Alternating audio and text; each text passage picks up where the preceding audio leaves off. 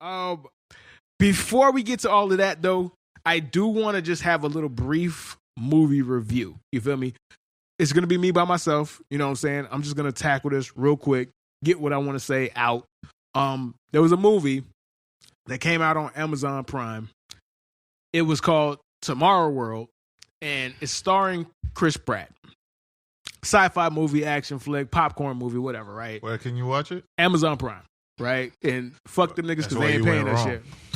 You might be onto something with that because they 0 for 2 for sure. Because that movie with Michael B. Jordan, bro, whatever that shit was called, that shit was trash. This one, super trash. Outside of Incredible, like I have no. This is what Invincible. Invincible. I keep saying. Nah, I'm not gonna let you have that. Amazon Prime got some fire shit. Listen, I don't know it, so yeah, Amazon Prime got some fire shit. The Boys, 000. Well, the shows seem that they do well. They have some decent shows. Man in the High Castle, decent. It's not nothing amazing, but the first 2 seasons I was really interested in. They have a lot of good shows. They got Bosch. They got something called Trinity Star. Like, they have a lot of good shows. I'm not going to take that away from them. It's just you don't naturally think to go to Amazon Prime to watch a fucking show. Right. On top of their huge catalog of shows that are not theirs, that they have. You feel me? Mr. Robot, Boardwalk Empire, Curb Your Enthusiasm, a whole bunch of HBO shows, Star Trek, the whole Star Trek fucking, all the Star Trek episodes. Like, they have a lot of shit.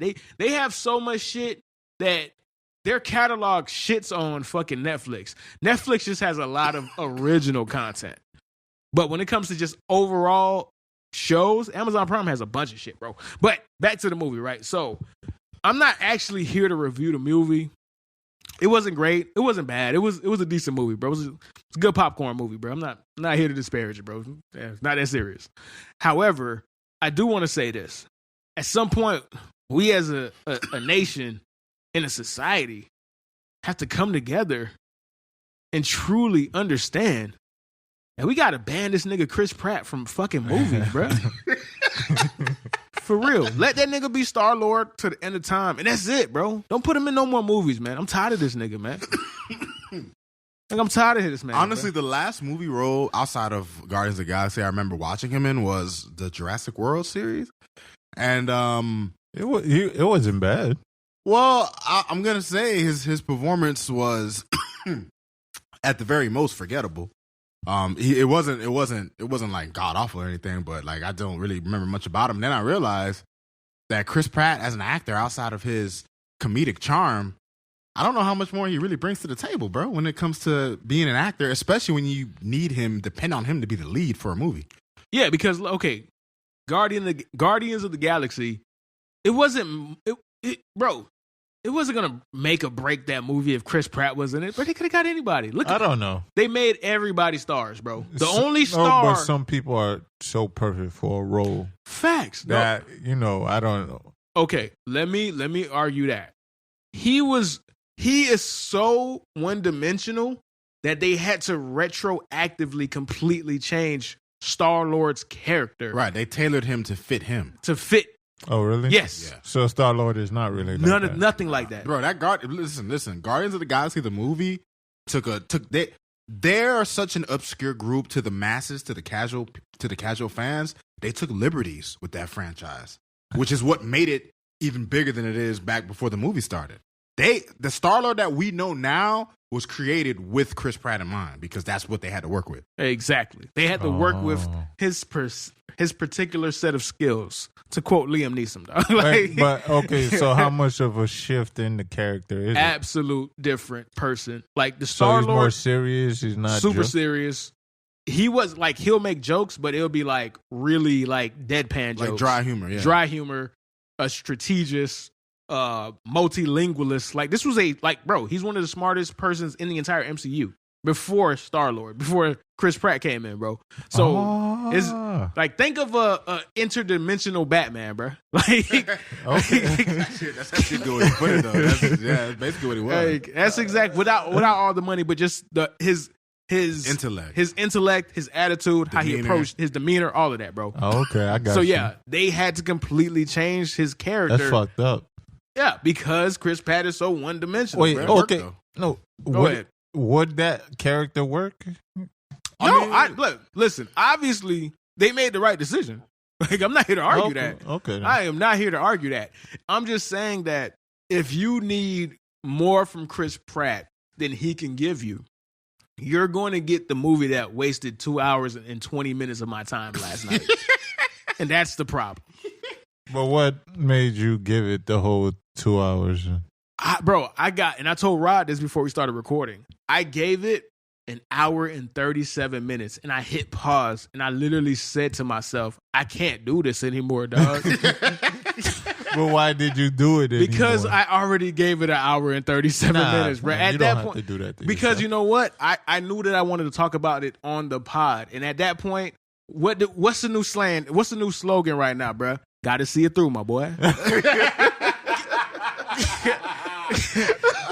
Hey, just to cut in shortly, bro. I was dying the other day, dog, because Herb posted a picture of the Wendy's spicy chicken chips, and then one of our mutual friends, Prescott, was just like, "But why?" Herb said, "I gotta see it through, my boy." I died, bro. I died, bro. That shit was so hilarious, dog. Bro, speaking of those chips, bro, like them shits was really bad, like low key terrible, bro. Like I can imagine. Nigga, like there's very few times where it was instantaneous that I knew these shits was awful, bro. Like, you know when you eat chips, like it takes like 2 or 3 chips to be like, okay, just have feel it out. To really feel it out, like, damn, this not good, but I can see why other people might like it. Right. There was none of that. I put one in, a nibble, and I was like, damn, I really about to lose $1.99, bro. Off rip. I was like, bro, I'm a grown man. The chips was so bad and I was so mad at them. I was willing to risk my freedom by just throwing them somewhere in some aisle, bro. But I was like, you know what? I'm a grown man. I'm going to pay for this. I made the decision to eat this, bro, before I pay for them, dog. So I'm going to pay for them, and I'm going to throw them bitches in the trash as I walk out. And that's exactly what I did, bro. Damn. But at the end of the day, got to see it through, my boy. So back to Chris Pratt. Yeah, man. It's just every scene that he shared with another competent actor, not even like J.K. Simmons was in the movie. Watching them share a scene, bro, was like watching a Jedi Master, bro, with a real Padawan, bro. Like a real deal Padawan. A youngling, bro. Like, I'm talking like high level Jedi Master, watching Yoda, bro. Like, and J.K. Simmons wasn't even given that much to work with. He barely had that much dialogue, but the natural talent was so good. And then you just see this guy try to emote, and he just had no idea what he was doing, bro. And he wore it. He wore it on his face, bro.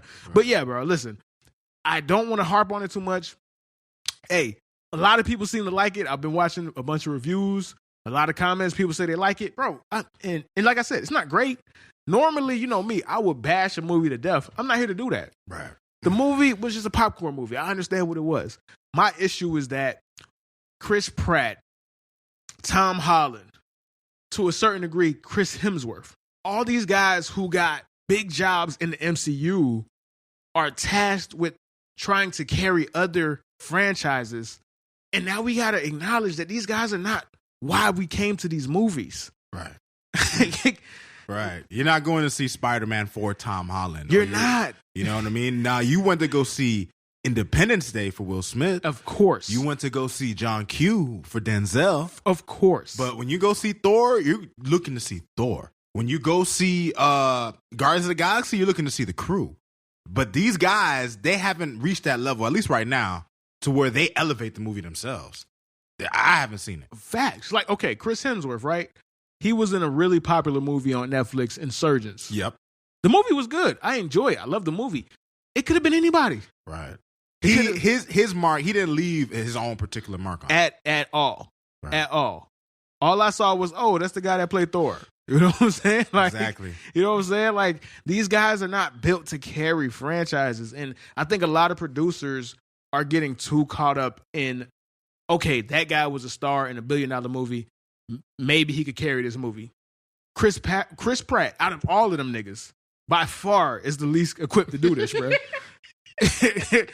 By far. Right. You feel me? By far. Like, and I believe it at that, bro. All right, so now let's get into actual serious topics, man. So over the weekend,